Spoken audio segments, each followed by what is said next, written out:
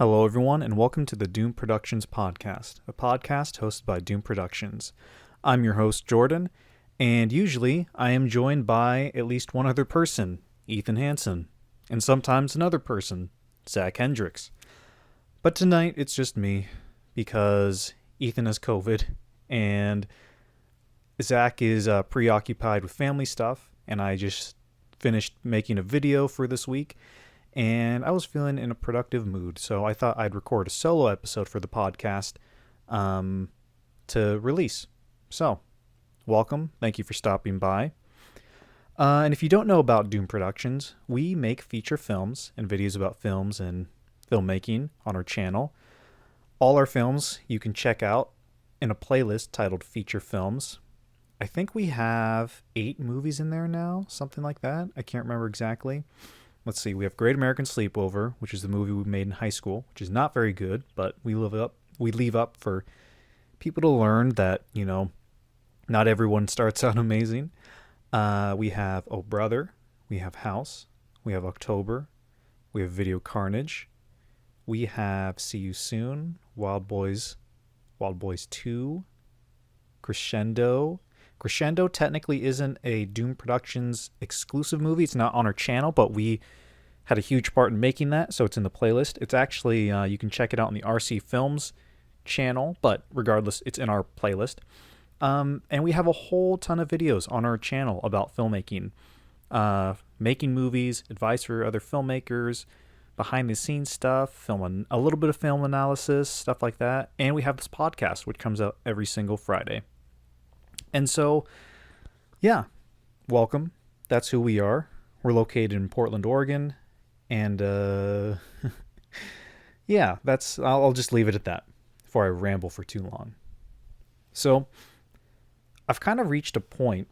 Ethan and I have kind of reached this point. I'm going to be completely transparent with everybody who's listening, whether you're a first-time viewer, long-time viewer, what have you.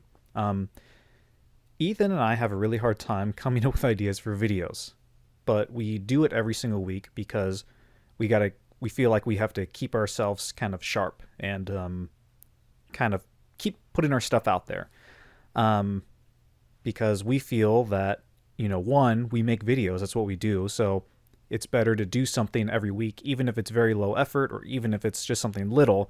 It's better to do something every week rather than nothing. And also, we like talking to each other about movies, so we do this podcast. But of course, on weeks like this, it's kind of, a little empty. Yeah, but we have, in doing so, we've been doing this for the last few years, since September of 2020, but really on a regular basis since January of 2021. We've been doing this, at least a video every single week, sometimes 3 videos, sometimes 2 videos. But now we've fallen into a rhythm of doing a video and a podcast every week. So, and in doing that and doing all this stuff, we've been somewhat struggling to find our identity, so to speak. And let me explain what I mean by that. Because when you make a YouTube channel, you have to stand out. When you make any kind of online account, whether it be a TikTok account, Instagram, YouTube, Twitter, they tell you to find your niche and stick within your niche. Now, filmmaking or video games is obviously a very broad thing. Star Wars or sports, that's very broad, but there are figures within each of those fields of interest. Within that interest, that they find a niche within that. So, for example, Film Riot, when they first started doing stuff, of course, they stuck to filmmaking, teaching you the tricks and tips behind filmmaking. But the kind of hook in the very beginning days was, follow me. I'm a filmmaker. I'm just trying to learn myself, Ryan Conley, and follow me as I learn so you can learn as well. And that was kind of the hook behind it all. Indie Mogul, wasn't they I think Ethan would know better than I would. I think they were Backyard Effects, and it was kind of like doing special effects. And Darius Britt was kind of like, if you want to make a movie on your own, here's what you do. And of course, I'm generalizing and I'm not truly capturing what their niche was, but I think you know what I mean. Each of these film channels, they had a brand. They had something they could offer, something valuable to people who are learning to make movies. And there's also film review channels. And I think the most biggest one was like Tony Zhao, who did beautiful, wonderful video essays. So I think, it's, as far as I'm concerned, no one has ever made video essays as good as Tony Zhao from Every Frame of Painting.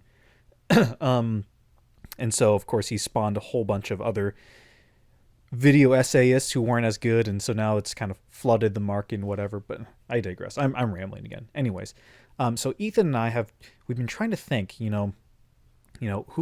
what is Doom Productions, the channel? The way we look at it is that what we do first and foremost is we make feature films for YouTube, or short films. We don't do as many short films these days, but feature films primarily. The other thing we do is we make weekly videos in a podcast. The way we have been looking at it is our videos every single week were geared towards people who make movies on a no budget level. We wanted to give our advice, our tips, our tricks, our little insight, share some of our experiences, so that other people can learn. Whether you're just getting into film, whether you'd been in film for a long time, we figured the No Budget Film School was kind of like a hub for anyone who wanted kind of, I guess, obscure tricks, or rather, just advice that could be applicable to you at any time in your filmmaking career.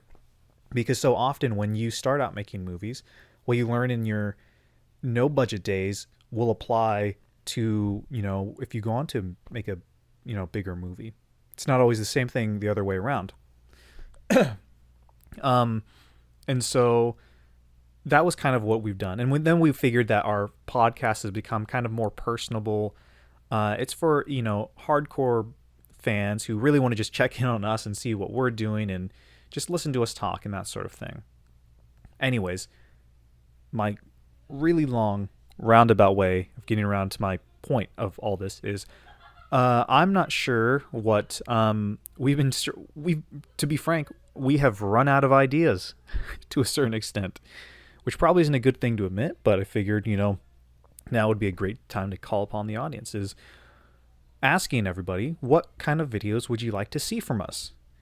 Now that's not the whole topic of today's episode, but that is a question I want to throw out to the audience out there, because we like doing feature films, obviously, but we're kind of unsure about the videos that people would be interested in.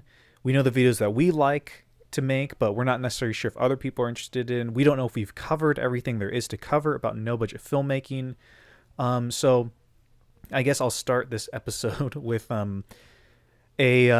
throwing that out to the audience, to anyone who's listening. If you have an idea for stuff you'd like us to cover, any information you'd like us to put out there, any kind of videos, subjects, questions, anything like that, please let us know, because by this point we're every time we get together we're like, what should we make a video about? We're like, could we do this video about filming in public where you're not supposed to film? And then we'll be like, we've already done that, and it's like, oh shoot, what should we do this week? And then it goes on and on and on, and we're not sure if we should take it more personable and have our videos be more about the making of our movies. So maybe, for instance, rather than just, know behind the scenes of La Danza or The Bell Rings, you're tracking with the making of that movie in real time as we're making it, kind of more vlog style. I'm not sure if people would be interested in that. Or, are you interested in more like, here's how you set up a 3-point lighting, or a 1-point lighting, or 2-point lighting, or 5-point lighting, or whatever. So that's the first thing I wanted to bring up today. And that is related to our topic. It's not the only topic of today, but that's important because today I've been thinking about what I would record for a podcast, or what a topic could be for a next podcast. And I'm not sure if I've done, and in doing so, I go through my notes and I look through everything and trying to think of ideas of what to talk about. Because podcasts, Ours are about 40 minutes to an hour or so. Some are a little longer, some are a little shorter. Sorry, I'm coughing a whole bunch. I have not seen Ethan. I haven't got COVID or anything. I just talking dries my throat out, my mouth out, and all that.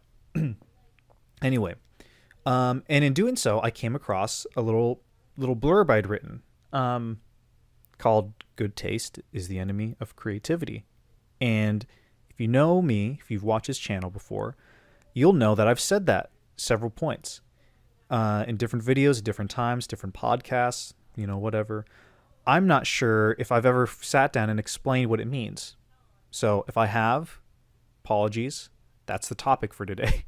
If I haven't, sit back and just, I guess, listen to this piece of advice, or I guess personal mantra, personal philosophy on film and art that I think is applicable to not only filmmakers, but artists in general, or movie makers, musicians, whoever. If you are in the world of art and making something, this is advice I think can apply to anyone, really.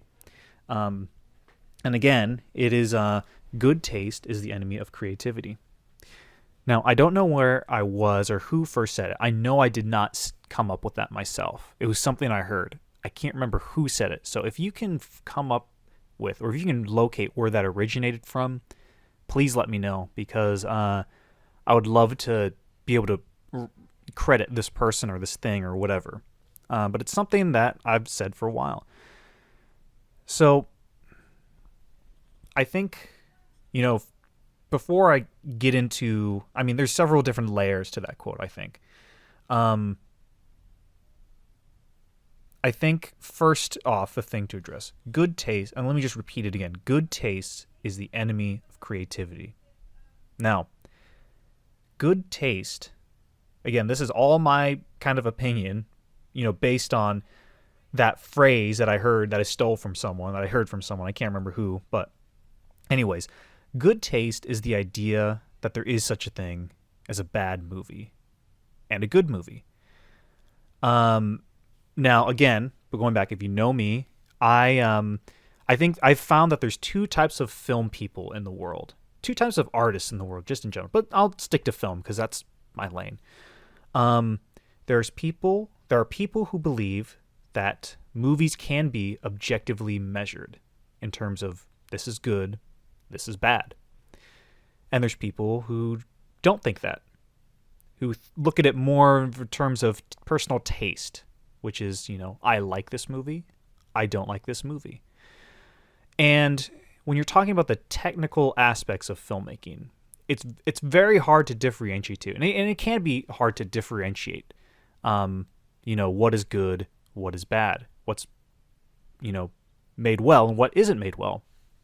An example I'd throw out, now I am probably butchering this story, but I believe on John Cassavetes' first film, he was going to dub it and use the audio, because it was very low budget film, and it was dubbed, he recorded it, just, the audio, and in post he realized, oh my goodness, this audio is no good. I'm not a fan of this. And he wanted to dub it, but then he decided against it and just to leave the audio in. His intention was to make a movie with very clean and crisp sounding audio. But ultimately, because of the budget, because of, time reasons, because of a lot of things, he decided against it. And so the movie was released with poor, quote unquote, poor audio quality. You would hear traffic whizzing by, you would hear noises nearby, some of the dialogue wasn't as loud as it could be. Everything was kind of all over the place because all the sound was recorded on location. And this wasn't done in a studio.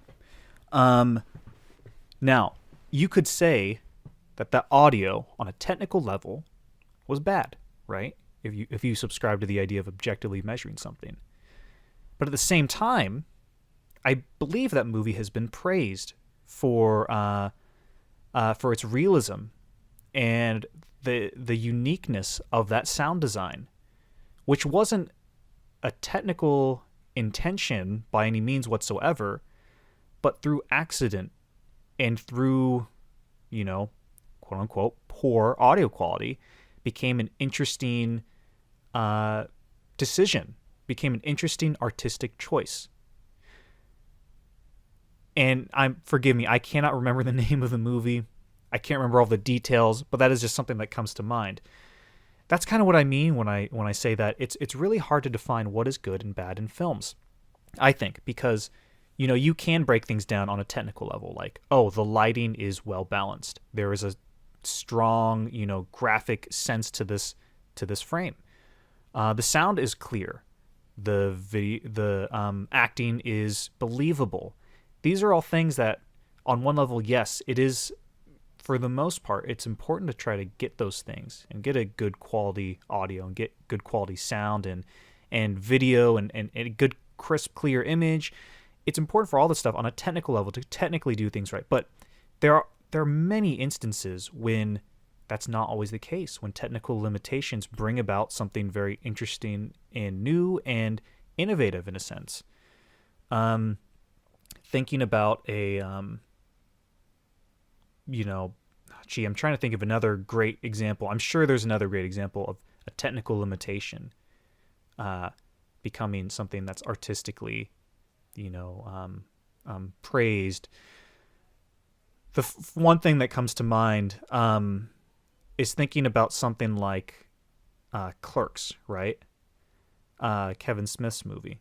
I believe that it was shot in black and white because color was just too much. Now, I don't know. That might not be the case. But for the sake of this argument that I'm trying to make, or this point I'm trying to make, please just humor me.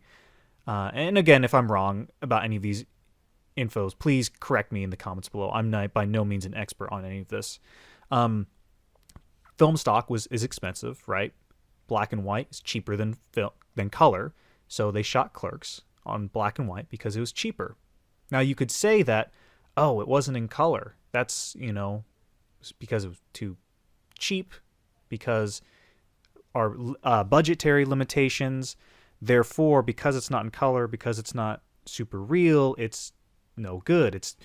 It's not actually realistic because it's in black and white. But again, that movie's been praised for its kind of grimy, gritty, grainy film, black and white film look, which is, a huge part of the aesthetic of that movie. I think you get the point by now. The point I'm trying to make is that when it comes to measuring movies in terms of good and bad, on a technical level, I think it's very, very difficult. And you can argue with me all you want. You can, post your opinions on that. And that's fine. That's the great thing about art is I think at the end of the day, it is subjective like anything. I'm not necessarily right. You're not necessarily right. It's kind of just, this is just what we think. And so for me, I don't believe that there is such a thing as a technically well-made film, because there's in film school, one of the first things they teach you is there's a good movie and a bad movie, and then there's a well-made movie and a poorly made movie, right? And another example, they didn't use a technical example. I mean, they did throw out the mic, the boom poles in the shot, and all that kind of stuff, or the camera shakes a little too much and it wasn't supposed to shake, or there's a scratch on the frame, right? They brought up all the technical stuff, but another thing they brought up was the storyline. I can't remember the exact movie we watched, but I think there was a movie about a mad scientist, and in one scene, the scientist creates a monster, and then that monster is never brought up again, right? And so the point that my film school was trying to make was that a poorly made film is a movie in which, you bring up something in the story and then that element is never resolved, right? And again, to that I say, well, what the heck is the Marvel Cinematic Universe? Because, that those series, they bring up a bunch of stuff all the time that they don't necessarily address within that film, but they expect for you to go and watch the sequel and get the rest of the story. Or what is The Room, where they brought up, there's things in that movie story-wise that are brought up that's never addressed again. And it kind of plays into the negotiated meaning of finding that film humorous. And it, no longer, a lot of people can't necessarily take it seriously as a drama, but it becomes a masterpiece of comedy. And again, I feel like I'm rambling, but my point is, I think it's really hard to distinguish between, when it comes to the technical side of filmmaking. I don't think it's really hard to distinguish what is a good technical movie, what is a well-made movie, versus a poorly made movie. And so I think that personally that there is no such thing as a good movie or a bad movie, not even a poorly made movie in a well-made movie, right?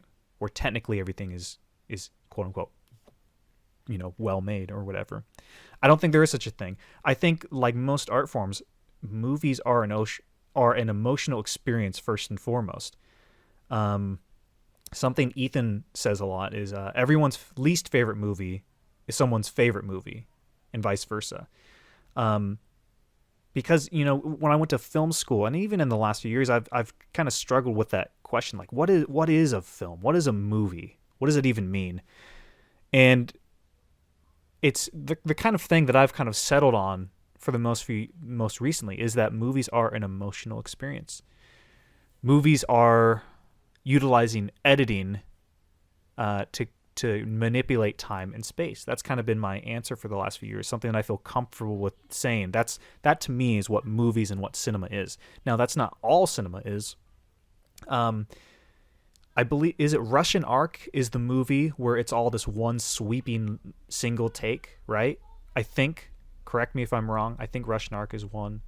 There's lots of other movies where it's not so much about the editing, but those are still movies in themselves. But anyways, I think like art, movies are an emotional experience. It's not about the story necessarily, but it's about how does it make you feel, and how do those choices that the filmmakers made, how does it affect your emotions? That's what I go back to at the end of the day. And when you're coming at art or movies from that point of view, it's really hard to look at a movie like The Room and say, that's a bad movie. Because, again, that movie, the choices in that movie make me laugh. Or the choices in that movie make me, confused or upset or uncomfortable. Like that. If I'm looking at purely on an experience-based merit, then I can't say that The Room is a bad experience, and therefore I can't say that it's a bad movie, because there's no other movie in the world like The Room. You could say, what about Birdemic? What about Sharknado? Yes, those are very similar kinds of movies, but there's no two movies are exactly the same. I mean, hell, they remade Psycho, and they tried to do it shot from shot, and it is not the same movie. And that is a really interesting experiment and kind of example. Anyways, that's kind of where I'm coming from with all this. And so good taste is the enemy of creativity. So in terms of when you're making a movie, you can't really worry about whether or not anyone else will like it.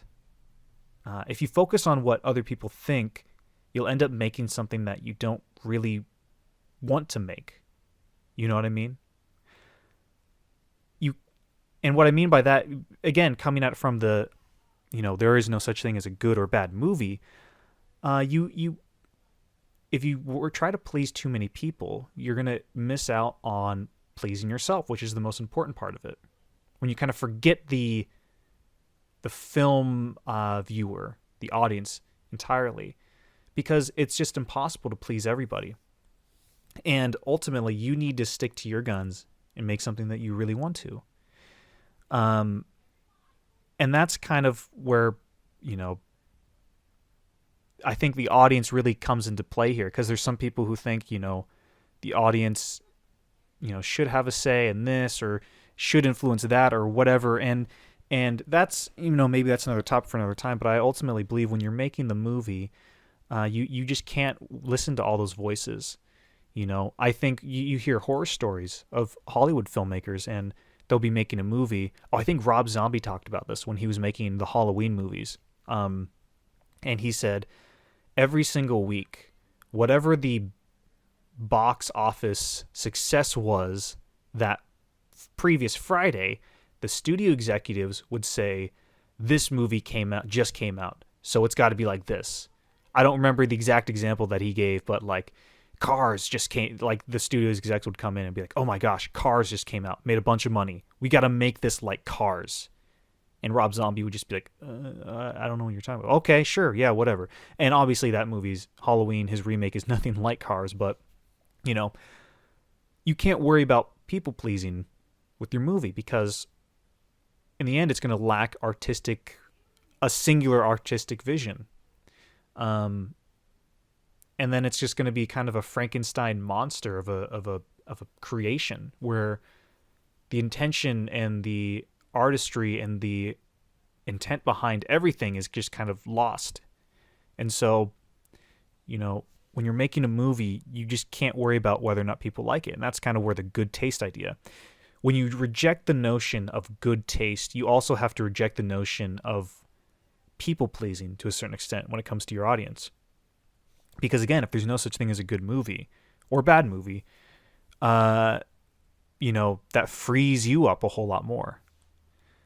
And that's not to say collaboration is bad with all, you know, the authorial intent and everything. But I do think there's a difference between collaboration and changing your film because you think it'll make more people like it. Like if I really want to have like a red car in a movie but I see like, oh, green cars, those are really popular, I'm going to put a green car instead. And then it totally messes with the color scheme of my movie. But I think, you know, if I have a green car in the movie, it's going to make more people like it, right?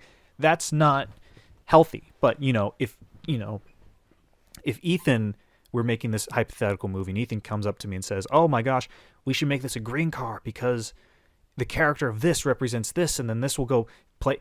That's collaboration and that makes sense. Changing the color of a car or changing something about your film just because, oh, I think more people would like this, I don't think that's necessarily, you know, that's when I say good taste is the enemy of creativity, that's what I'm talking about. That's not what I'm looking for. That's not, you know, what you should do, at least I think. Yeah. And so good taste can also refer to, I guess, again, formal techniques of cinema or the content within itself, kind of as I've talked about. Like with techniques, you know, thinking, I guess, not so specific, but like, I think, well, I guess I should address the second part. Good taste is the enemy of creativity. Creativity is a wonderful, beautiful thing. And when you start thinking within limits of what people like or the boundaries that people have just set before, you can't be creative. That's not to say all limitations are bad. I mean, House and Oh Brother were made because Ethan and I were like, let's make a movie where we're just by ourselves, all alone. That's our limitation. And right, those kind of healthy limitations, those are good. But when it comes down to the techniques, that's, you know, where it's not as good. Like, so with techniques, I think we should try to push the boundaries. For example, shoot the aspect ratio, shooting a movie vertically on your phone. Just because no one has done it before, there's no reason why you shouldn't. And that's what Ethan did with House. And he was not the first person to do that. I know there have been other movies made shot vertically on a cell phone. And I think it's you know, if you want to make a movie that doesn't, I mean, I think you're under no obligation. You don't have to push the boundaries necessarily every single time. But I think it's a fun thing to do, right? As an artist, you want to show people something that they haven't seen before or that you haven't seen before. Make a movie that you want to make. And if you want to make a vertical aspect ratio movie, do it. Don't be discouraged from that when someone tells you, oh, but movies are 16:9 or they're 2.39 to 1, right? Don't let those kind of voices, you know, deter you from taking any risks. And then good taste can also refer to content within the story if you are, you know, making a narrative film. Content, it's a little bit trickier. Think of Psycho, right? And I guess maybe this isn't so much of the content, but Hitchcock showed a toilet flushing in Psycho. That was the first time we'd ever seen that in a film. And this was super controversial at the time, but he felt that we needed to see it in order to tell his story. For him to, you know, tell that story. Right? That's an example. Uh, and also subject matters, right? I think of something, this is a recent example. I'm sure they wouldn't mind me saying this, but Hotel, the movie released by the RC Boys, when they were making that, and I guess just all of their work in general, a lot of the content that they cover in their movie is I wouldn't say taboo, but it's very controversial. You know, dealing with racism and misogyny to a certain extent, and not so. I mean, the main character is supposed to be a terrible human being, and how the film deals with that, and the people, the characters who are in that. That's right. Those were controversial choices, and that's not to say you should do a taboo movie just to be taboo. Uh, well, at the same, well, I guess I'm trying to think. Yeah. If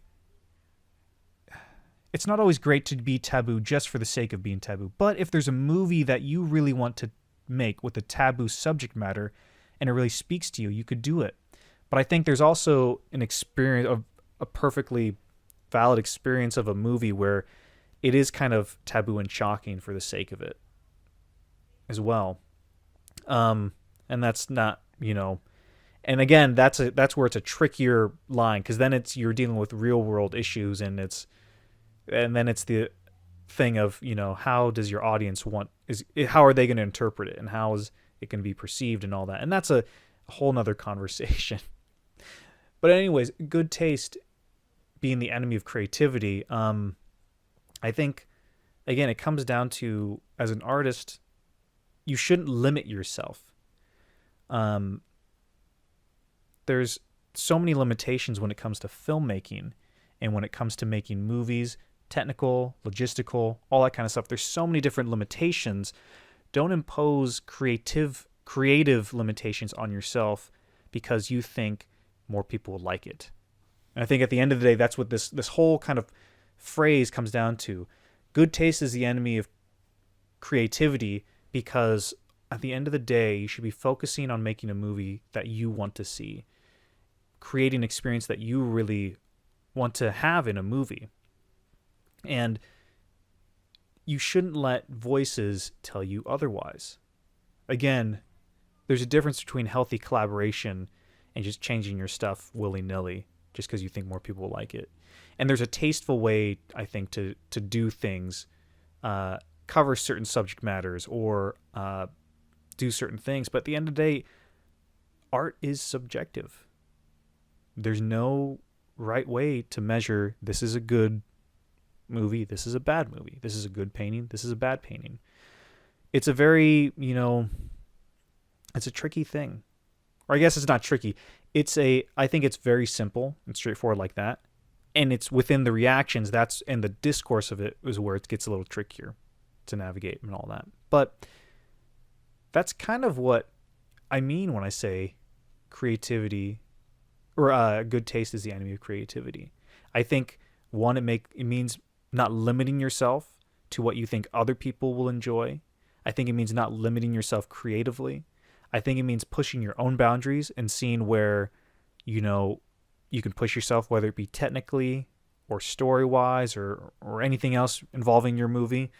I think when you look at the history of people who innovate things, they were always met with lots of no's, and they didn't listen to them all the time.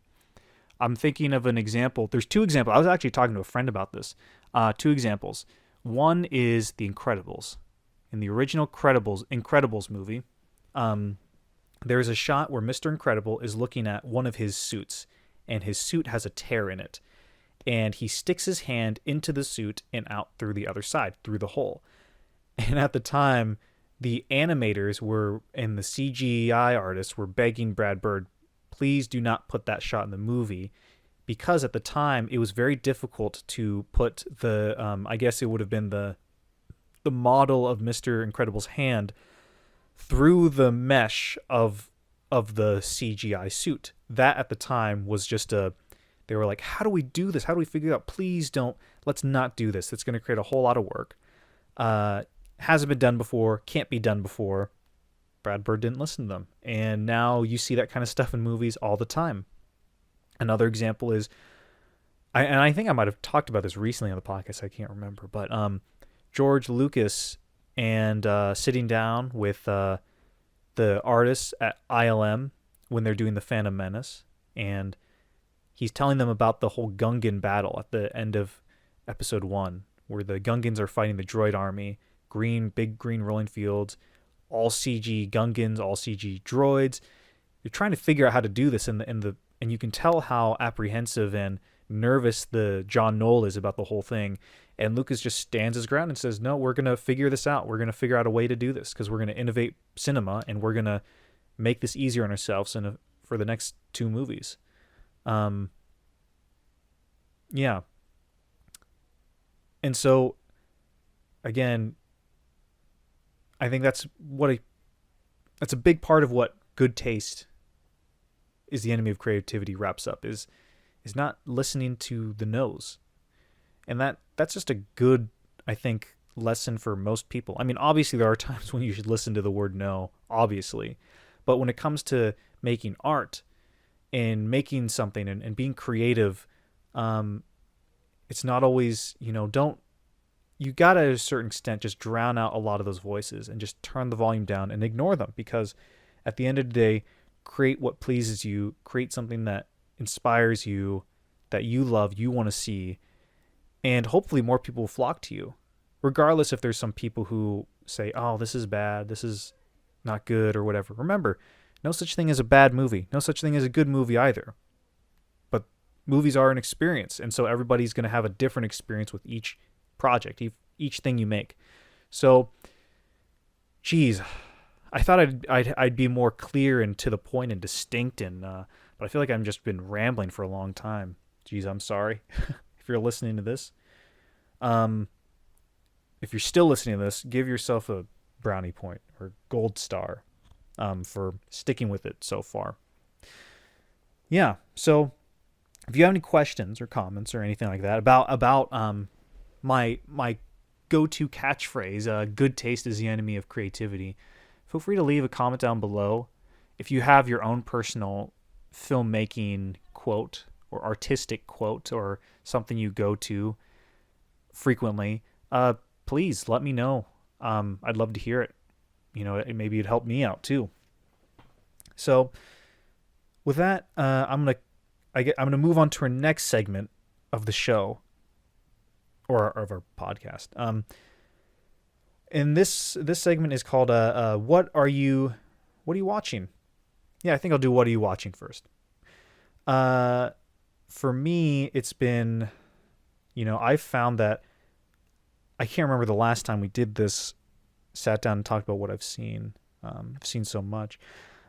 I've not been watching a whole lot of movies recently. I've watched a couple things. I think I talked about some of this when we did our episode with Zach and Ethan. Daughter of Darkness, TV movie, pretty fun. It's got the girlfriend from Ferris Bueller's Day Off, Mia. Oh gee, what's her name? Mia Sara, and Anthony Perkins. That was a pretty fun one. I saw The Deep Ones, which was a H.P. Lovecraft movie. It was pretty fun, and I rewatched Chronicles of Narnia. But I guess I haven't really been watching a whole lot of stuff aside from Gravity Falls. I've been rewatching a lot of that, and I've mostly been reading a whole lot of books. Part of that's because I'm working on a project, and I kind of need some, in the research stage and inspiration stage. So I've been reading a whole lot.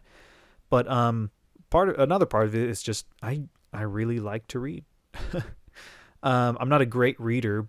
I'm not a fast reader, but I've been reading a lot more than I usually have. I mean, I think since in the last week, I've read 1, 2, 3, 4, 5, 6, 7, 8. I've read 8 books in the last week or so.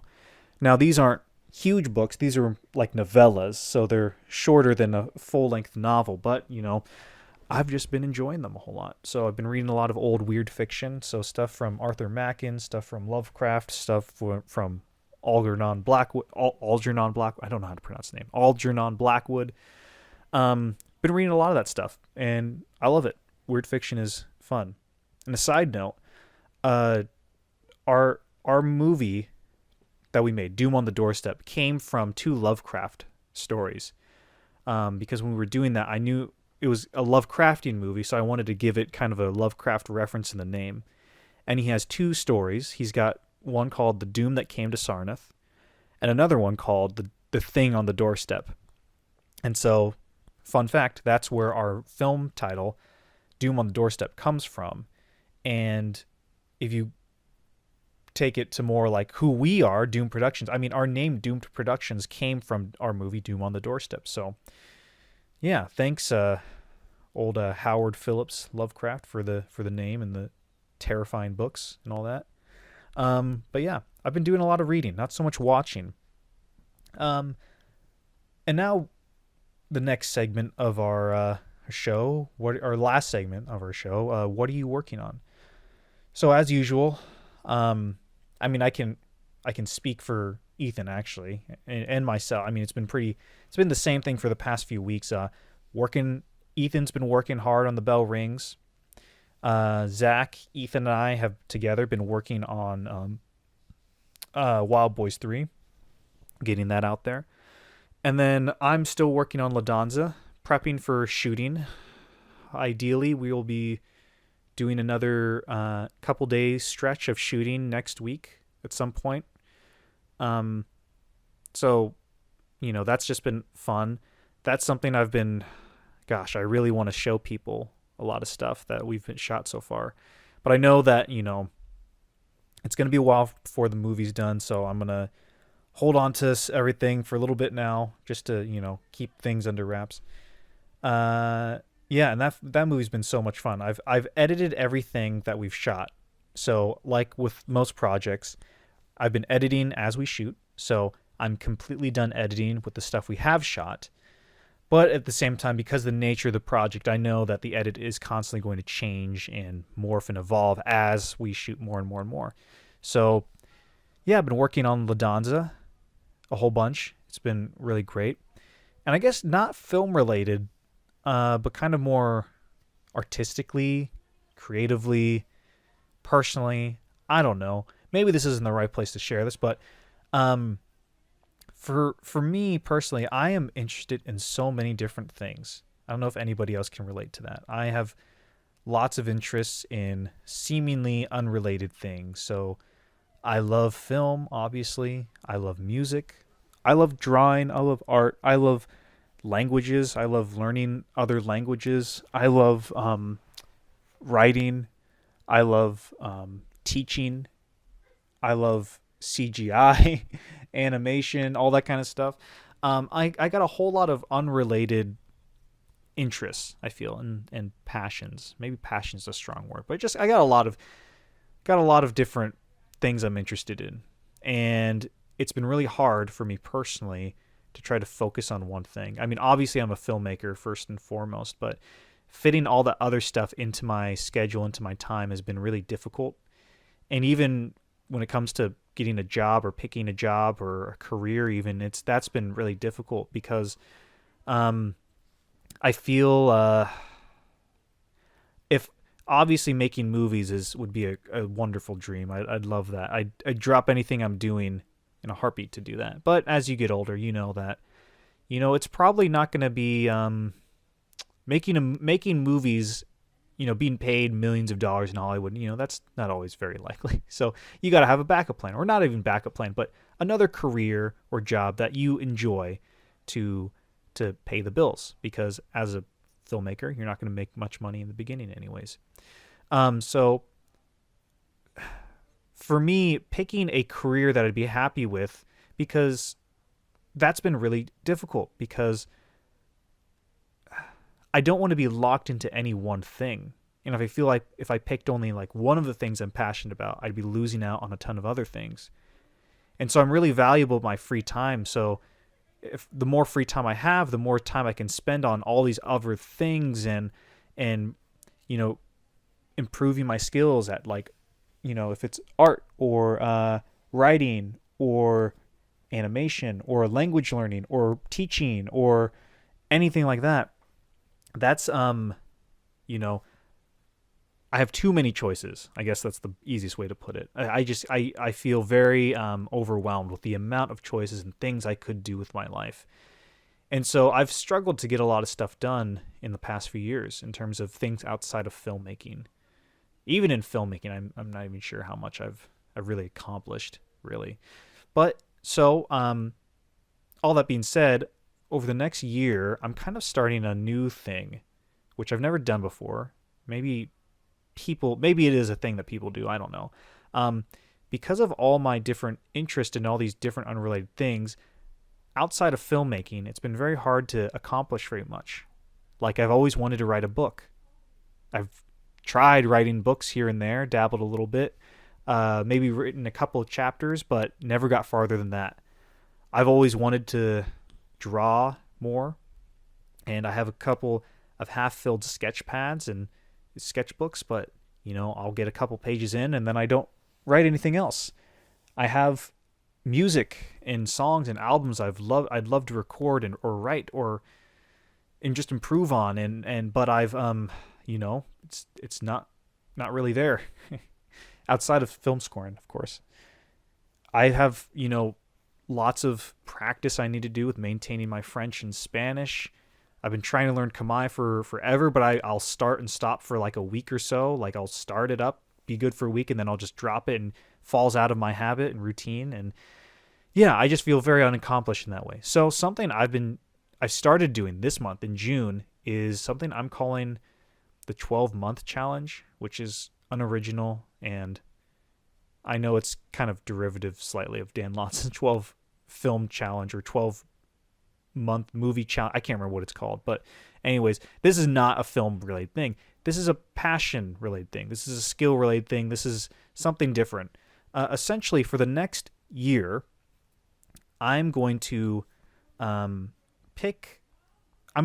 dedicate 1 month out of the year to a different passion of mine. So I'm going to fully immerse myself in that field of interest. I'll try to spend my free time working on whatever it is that I'm working on, rather than hopping around from different projects to projects.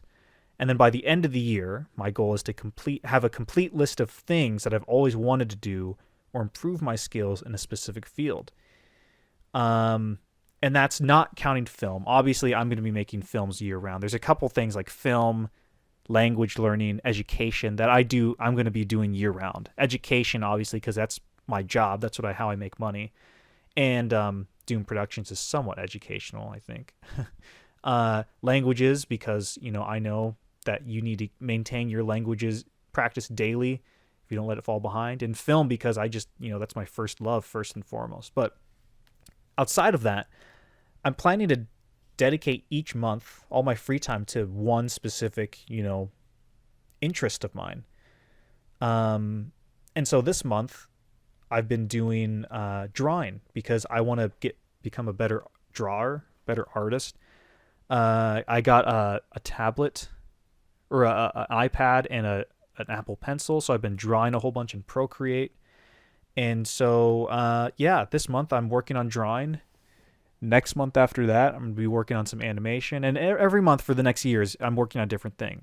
So it's kind of related to film, but not really. More of a personal, creative thing. But I've been working a lot on drawing and making artwork, just on my own spare time. And so that's kind of like a year-long goal from this June to next June. There's a bunch that I want to get done, that I've been meaning to get done. I just haven't done because I'm too scatterbrained, feels like. And I might not reach all my goals, but, if I only finish half of what I set out to do, that's still better than doing nothing. So that's something I've been working on. La Danza, doing a bunch of drawing recently. And yeah, that's been pretty fun so far. We'll see how it treats me in a couple months or so. Yeah. Anyways, thank you for listening to me ramble for the past 40 minutes or however long it's been. I appreciate you listening. Appreciate folks coming in and listen to Ethan and I ramble. as I've said before at the beginning of this, we don't really know what we're doing most of the time, but we're just happy to have an audience of people who do enjoy our stuff and want to support our movies or our channel however they can. So if you're here, thank you. Thank you for listening. If you enjoyed this podcast, please consider subscribing. It only takes a few seconds out of your day, but it'd mean a whole lot to us. Plus, we promise to put out cool videos in return. So thank you again, and I hope you have a good day.